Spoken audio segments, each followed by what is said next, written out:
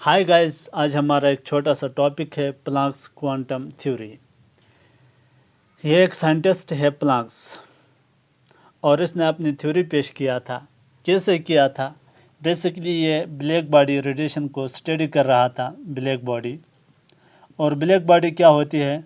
Black body वो body जो radiations को कंप्लीटली एब्जॉर्ब करे या फिर रिलीज़ करे, उसे हम ब्लैक बॉडी कहते हैं। तो ये बंदा ब्लैक बॉडी रेडिएशंस का स्टडी कर रहा था। स्टडी करने के बाद उसने एक थ्योरी दिया है जिसे हम प्लैंक्स क्वांटम थ्योरी के नाम से जानते हैं। अच्छा, रेडिएशंस क्या होती है? रेडिएशन बेसिकली एनर्जी की फॉर्म है, एनर्जी है। और हमारी जो लाइट है, ये भी क्या है? इलेक्ट्रोमैग्नेटिक रेडिएशंस है। क्या है?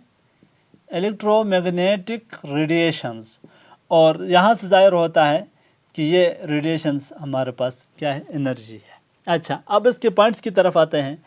प्लैंक्स क्वांटम थ्योरी का उसका जो मेन पॉइंट है, फर्स्ट पॉइंट, वो कह रहा है कि जब कोई भी बॉडी, चाहे ब्लैक बॉडी हो या जो भी हो, वो रेडिएशंस को एब्जॉर्ब करे या रिलीज़ करे, तो वो कंटिन्यूस फॉर्म में नहीं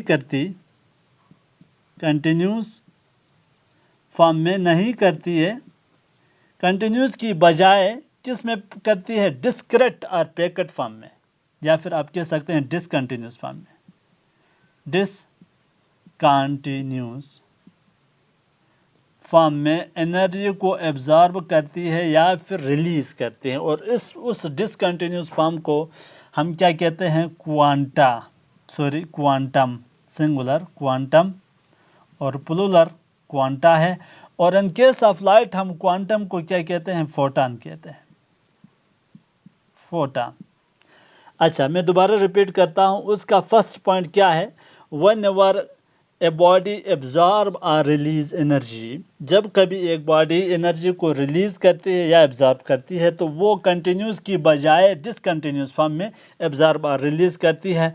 अच्छा, वो मसला ये था कि उस वक्त का जो कंसेप्ट था वो क्या था? कंटिन्यूस फॉर्म में था। जब कोई भी बॉडी एनर्जी को रिलीज़ करती है या फिर एब्जॉर्ब करती है तो वो कंटिन्यूस फॉर्म में करती है। यह उस वक्त का कंसेप्ट था।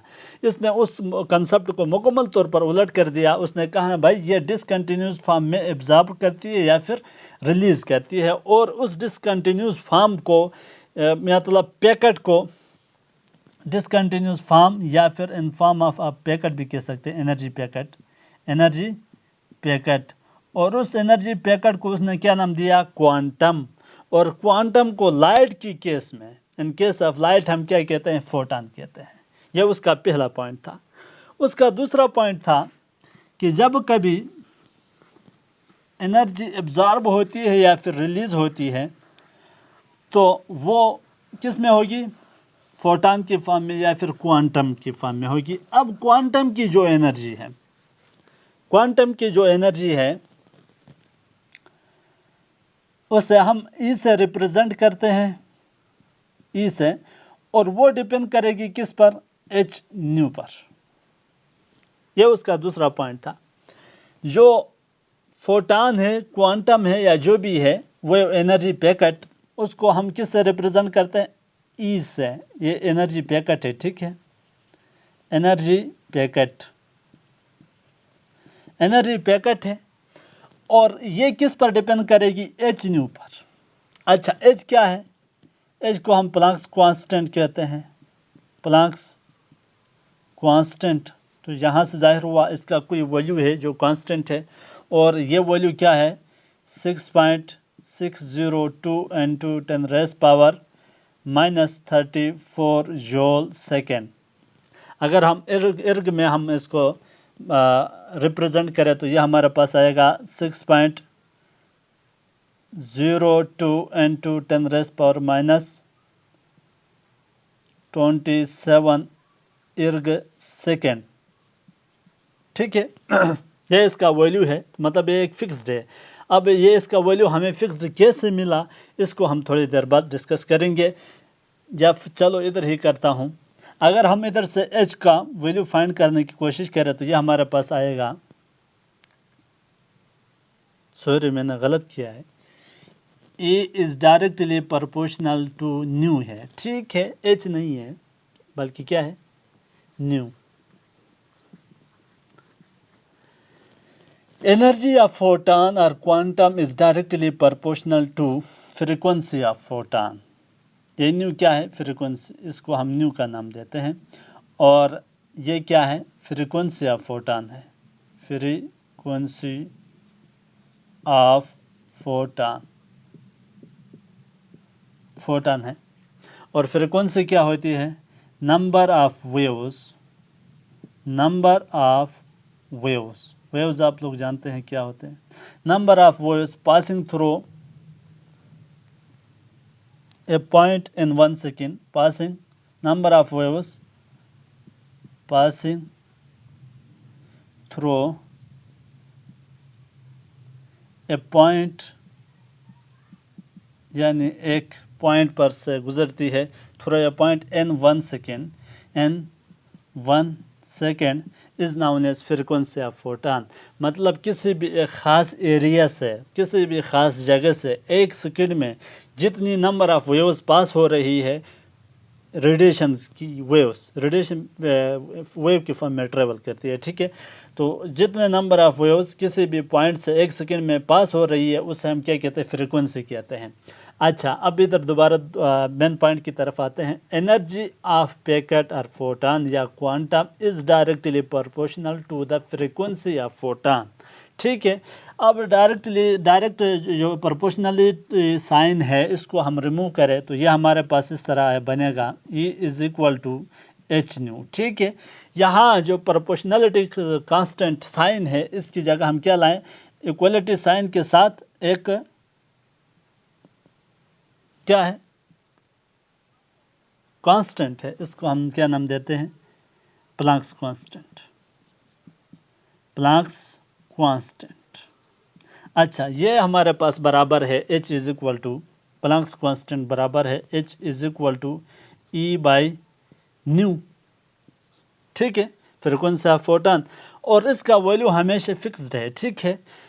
एनर्जी और जो फ्रीक्वेंसी है इसका रेशियो हमेशा, यानी हर किस्म के फोटॉन के लिए फिक्स्ड है। और वो फिक्स्ड कितना है, 6.62 n to 10 raise power -34 joule second, या फिर इर्ग में अगर हम लिखें तो ये हमारे पास आता है 6.62 n to 10 raise power -27 erg second, ठीक है, इर्ग सेकेंड।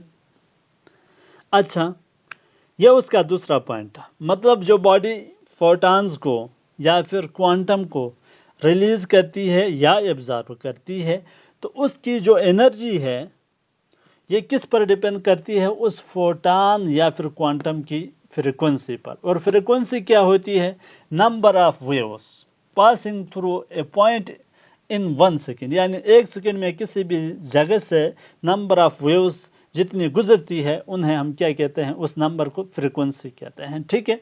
अच्छा, अगर हम प्रोपोर्शनलिटी कांस्टेंट को, साइन को हटा दे तो इसकी जगह इक्वलिटी और साथ एक कांस्टेंट आएगा और इस कांस्टेंट को हम प्लैंक्स कांस्टेंट कहते हैं। और प्लैंक्स कांस्टेंट क्या है, the ratio of energy of photon to the frequency of photon, ठीक है। और ये रेशियो हमेशा फिक्स्ड आता है हर फोटॉन के लिए, चाहे जिस किस्म का भी हो।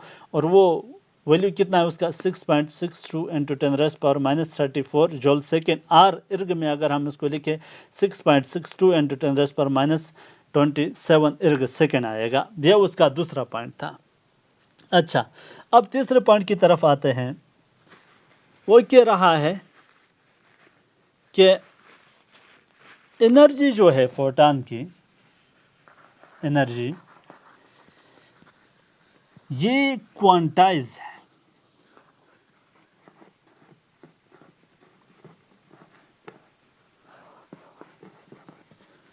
क्या है, क्वांटाइज है।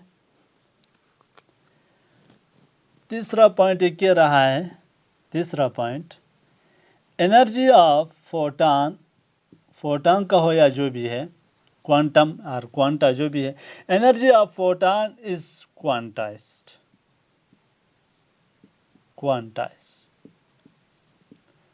अमूमन इस लफ्ज़ पर बच्चे बहुत ज़्यादा कंफ्यूज होते हैं, भाई फोटॉन की एनर्जी की क्वांटाइजेशन से क्या मुराद है, या फिर इलेक्ट्रॉन की एनर्जी जो है वो क्वांटाइज्ड है, इससे क्या मुराद है। यहाँ मैं इसको एक्सप्लेन करने की कोशिश करूँगा। असल बात यह है कि हमारे पास जो एनर्जी है वो क्या है, एच न्यू के बराबर है, ठीक है। अब ये कह रहा है ये जो एनर्जी है हमारे पास, ये एच न्यू, ये हमेशा क्वांटाइज होगी। अब क्वांटाइज से क्या मुराद है, होल नंबर मल्टीपल ऑफ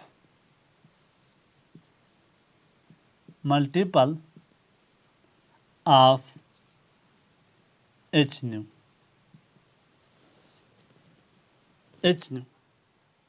अच्छा, होल नंबर से तो जाहिर होता है 1 2 3 होगा, मल्टीपल ऑफ एच न्यू।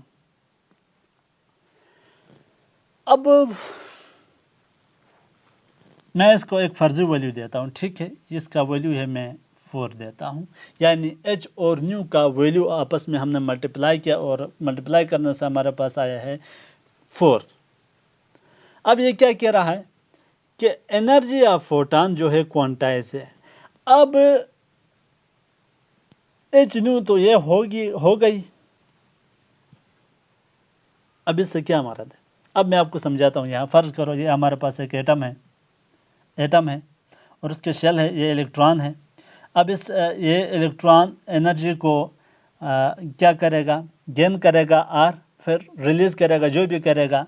अगर गेन करे तो ये ऊपर जाएगा और रिलीज़ करे तो अगर नीचे शेल मौजूद है तो ये नीचे आएगा। तो अब ये एनर्जी क्या करेगा, रिलीज़ करेगा। ये एनर्जी किसके बराबर आएगी, ये एच न्यू के बराबर आएगी, अब क्या कह रहा है, अब ये जो एनर्जी अगर ये इंक्रीज़ करे या फिर डिक्रीज़ करे, मतलब अगर ये एनर्जी इंक्रीज़ करके ऊपर जाता है या फिर एनर्जी रिलीज़ करके नीचे जाता है, तो ये जो एनर्जी इसकी क्या है, एच न्यू है। अब ये तो इस जगह है ना एनर्जी एच न्यू, याद रखना ये एच न्यू इस जगह जब ये अपनी शेल में मौजूद है, इस वक्त मौजूद, तो वो उसका एनर्जी एच न्यू है। जब ये ऊपर जाएगा या फिर नीचे जाएगा तो उसकी एनर्जी इंक्रीज़ और फिर डिक्रीज़ होगी। और ये इंक्रीज़ डिक्रीज़ हमेशा एन का मल्टीपल होगा, यानी यहाँ हमने क्या लिखा था, whole number multiple of N H nu. क्या होगा, एन का मल्टीपल होगा एच न्यू। ये क्या है, एन होल नंबर है, ठीक है, होल नंबर है जी। होल नंबर से क्या मुराद है, 1 भी हो सकता है, 2 भी हो सकता है, 3 भी हो सकता है, 4 भी हो सकता है, सो ऑन। मतलब डेसिमल पॉइंट में नहीं हो सकता है, बाकी जितने भी नंबर है उसमें हो सकता है। अच्छा, दूसरा मल्टीपल ऑफ एच न्यू, ये जो वैल्यू होगा ये इसका मल्टीपल होगा, ठीक है। मतलब एज ए होल जब इलेक्ट्रॉन नीचे आएगा या ऊपर जाएगा तो उसका जो न्यू एनर्जी होगी वो एन एच न्यू होगी। अगर ये नीचे आया है तो इसका क्या होगा, एन एच न्यू होगी, ठीक है। यह उसका पॉइंट था। अच्छा, अब एक और कन्फ्यूजन होती है अमूमन। अब फ़र्ज़ करो एच न्यू का, यानी इस इलेक्ट्रॉन की एनर्जी मैं यहाँ देता हूँ, एनर्जी नीचे शेल मौजूद है, 2 और मौजूद है और ऊपर भी मौजूद है। अब इस इलेक्ट्रॉन की मैं एनर्जी देता हूँ 3.5। क्या यह मुमकिन नहीं है? है लेकिन ये फिक्स्ड है, ठीक है। Energy of electron is quantized.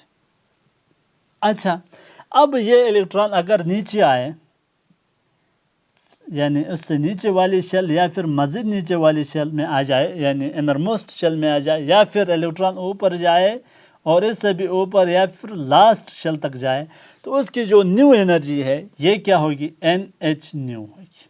और यहाँ भी नीचे आए तो इसकी एनर्जी क्या होगी, एन एच न्यू होगी। अच्छा, अब ये तो क्या है, होल नंबर होगा ये एन वाला 1 2 3 4, जबकि ये एच न्यू वाला जो कम्बिनेशन है या फिर प्रोडक्ट है ये डेसिमल पॉइंट में भी हो सकता है या फिर होल नंबर में भी हो सकता है। ये लाजमी नहीं है कि यह हमेशा होल नंबर में होगा। तो ये उसका तीसरा पॉइंट था प्लैंक्स क्वांटम थ्योरी का। बेसिकली ये कुछ पॉइंट्स थे जो इंतहाई इम्पॉर्टेंट थे और इसको समझने की कोशिश करनी है। कन्फ्यूजन तब होती है जब क्वांटाइजेशन का जो लफ्ज़ है इससे मतलब सही अंडरस्टैंडिंग नहीं होती है। तो अगर आपने अभी तक हमारे चैनल शेयर करंट एकेडमी को सब्सक्राइब नहीं किया है तो सब्सक्राइब करें और बेल आइकन का बटन भी प्रेस करें। इसके साथ साथ दूसरे अपने दोस्तों को इनवाइट करें ताकि चैनल का ग्रोथ हो सके। Thanks for watching.